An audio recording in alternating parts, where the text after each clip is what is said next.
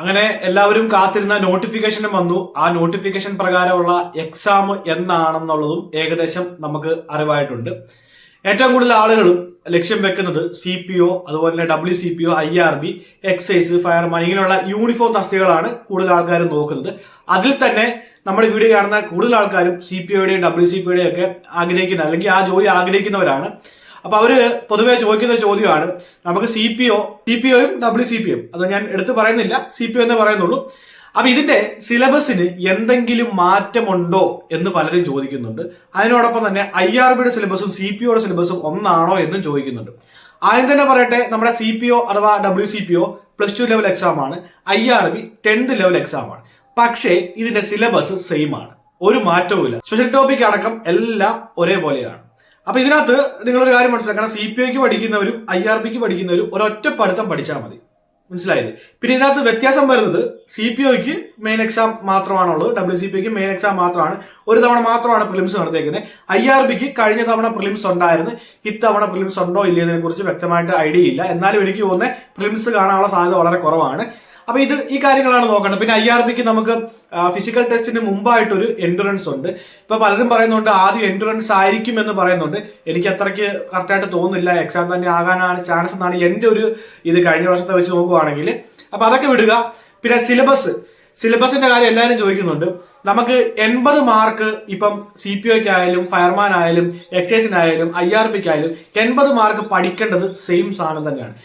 PSCയുടെ ഒരുമാതിരിപ്പെട്ട എല്ലാ എക്സാമുകൾക്കും 80 മാർക്ക് ഏകദേശം ഒരേപോലെയൊക്കെ തന്നെയായിരിക്കും. ബാക്കി 20 മാർക്കിലാണ് വ്യത്യാസം വരുന്നത്. നമ്മുടെ CPOയുടെ വ്യത്യാസം വരുന്നതെന്ന് വെച്ച് കഴിഞ്ഞാൽ CPO, WCPO, IRB ഈ മൂന്നിന്റെയും സ്പെഷ്യൽ ടോപ്പിക് സെയിം ആണ്. IPC വരുന്നുണ്ട്, CRPC വരുന്നുണ്ട്, അതുപോലെ തന്നെ കേരള പോലീസ് ആക്ട് വരുന്നുണ്ട്, എവിഡൻസ് ആക്ട് വരുന്നുണ്ട്, പിന്നെ പോക്സോ വരുന്നുണ്ട്, IT ആക്ട് വരുന്നുണ്ട്, RT ആക്ട് വരുന്നുണ്ട്, NDPS വരുന്നുണ്ട്. വേറെ എന്തെങ്കിലും വിട്ടോന്ന് എനിക്കറിയില്ല, വിട്ടുപോട്ടോന്ന് അറിയത്തില്ല. അപ്പൊ ഇത്രയും സ്പെഷ്യൽ ടോപ്പിക്കാണ് വരുന്നത്. കഴിഞ്ഞ തവണയും ഇതേ കാര്യങ്ങളൊക്കെ തന്നെയായിരുന്നു. പക്ഷെ ഇത്തവണ നമുക്ക് IPC, CRPC, എവിഡൻസ് ആക്ട് ഈ 3 ആക്ടുകളും അല്ലെങ്കിൽ ഈ 3 നിയമങ്ങളും ഇവയുടെ കുറച്ച് ചേഞ്ചുകൾ വന്നിട്ടുണ്ട്. നിങ്ങൾ എല്ലാവരും അറിഞ്ഞു കാണുമായിരിക്കും. IPCക്ക് പകരം BNS, ഭാരതീയ ന്യായ സംഹിത എന്നൊക്കെ പറഞ്ഞുകൊണ്ട് വന്നിട്ടുണ്ട്.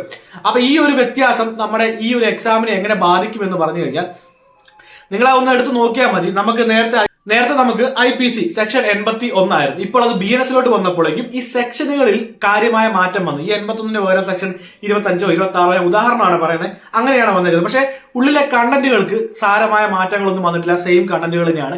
അപ്പൊ ഈ സെക്ഷനുകളിലെ മാറ്റം മാത്രമാണ് IPCയിലൊക്കെ വന്നേക്കുന്നത്. അപ്പൊ അതിൻ്റെതായ ചെറിയ ചെറിയ മാറ്റങ്ങളല്ലാതെ ബാക്കി ഒരു മാറ്റവും ഇല്ല. അതായത് CPOയ്ക്കും IRBക്കും WCPOയ്ക്കും ഒക്കെ നമുക്ക് 80 മാർക്ക് കോമൺ ആയിട്ടുള്ള പാർട്ടും ബാക്കി സ്പെഷ്യൽ ടോപ്പിക്കിലെ 10 മാർക്കിലെ കുറച്ച് കാര്യങ്ങൾ മാത്രമാണ് മാറിയത്. ബാക്കി 10 മാർക്കും ഇരിപ്പുണ്ട്.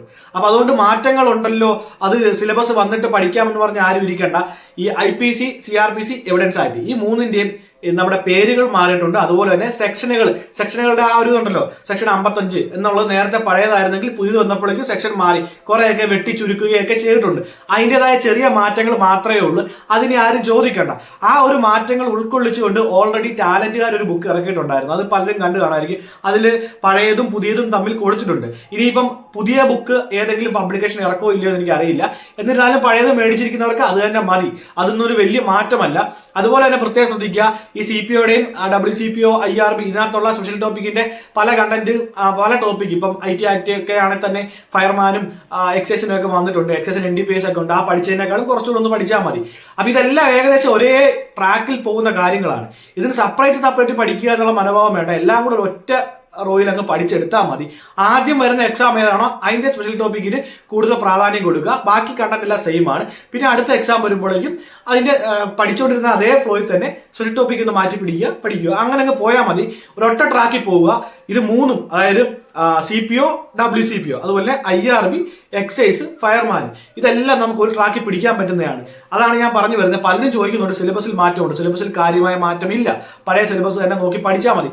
അഥവാ ഇനി എന്തെങ്കിലും മാറ്റം ഉണ്ടെങ്കിലും ചെറിയ മൈന്യൂട്ടായിട്ടുള്ള മാറ്റങ്ങളേ ഉള്ളൂ. പിന്നെ ഒരു കാര്യം ശ്രദ്ധിക്കുക, ആദ്യത്തെ ഒരു പ്രാവശ്യം മാത്രമാണ് സ്പെഷ്യൽ ടോപ്പിക്ക് അത്യാവശ്യം നമുക്ക് പഠിച്ചത് ഡയറക്റ്റ് ആയിട്ട് ചോദിച്ചേക്കുന്നത്. അത് കഴിഞ്ഞ് നമുക്ക് IRBയുടെ എക്സാം നടന്നപ്പോഴേക്കും സ്പെഷ്യൽ ടോപ്പിക് ഒക്കെ നല്ല ടൈറ്റ് ആയിരുന്നു. ഒരാളെ കൊന്നു, B അത് കണ്ടു, അപ്പൊ എങ്ങനെയാണ്, അങ്ങനെയുള്ള സാഹചര്യങ്ങളൊക്കെയാണ് വരുന്നത്. അപ്പൊ അതിന്റെ അർത്ഥം സ്പെഷ്യൽ ടോപ്പിക്ക് ആദ്യത്തെ പ്രാവശ്യം എല്ലാവരും നല്ല രീതിയിൽ സ്കോർ ചെയ്തു. അത് കഴിഞ്ഞപ്പം ആ ഒരു ഏരിയയും കൂടെ അവർ ടൈറ്റ് ആക്കാൻ തുടങ്ങിയിട്ടുണ്ട്. അത് കഴിഞ്ഞ് നടന്ന ഒരു എക്സാമിനും സ്പെഷ്യൽ ടോപ്പിക്കിന്റെ ഭാഗങ്ങൾ കുറച്ച് ടൈറ്റ് ആയിരുന്നു. അതുകൊണ്ട് കുറച്ചുകൂടെ ഡീപ്പായിട്ട് പഠിക്കാൻ ശ്രമിക്കുക. നമ്മളെ പുറമേ കാണുന്ന പോലെയല്ല, കുറച്ചുകൂടെയൊക്കെ ഒരു ആപ്ലിക്കേഷൻ ലെവലിൽ ചോദ്യങ്ങൾ വന്നു കഴിഞ്ഞാൽ നമ്മൾ കുഴഞ്ഞു പോകും, നമ്മൾ ഉദ്ദേശിക്കുന്ന ആൻസർ ആയിരിക്കത്തില്ല. അത് നിങ്ങൾക്ക് മനസ്സിലാവണമെങ്കിൽ കഴിഞ്ഞ 2 എക്സാമുകളിലെ ചോദ്യപേപ്പർ ഒന്ന് എടുത്ത് നോക്കിയാൽ മതി. WCPയുടെയും CPയുടെയും ഒക്കെ എടുത്ത് നോക്കിയാൽ മതി, നമുക്ക് വ്യക്തമായിട്ട് കാണാൻ സാധിക്കും. അപ്പൊ ഇത്രയും കാര്യങ്ങളൊന്ന് പറയാൻ വേണ്ടി വന്നതാണ്. സിലബസിൽ കാര്യമായ മാറ്റങ്ങളൊന്നുമില്ല, എല്ലാം ഒരു ട്രാക്കിൽ പഠിച്ചെടുക്കാൻ ശ്രമിക്കുക.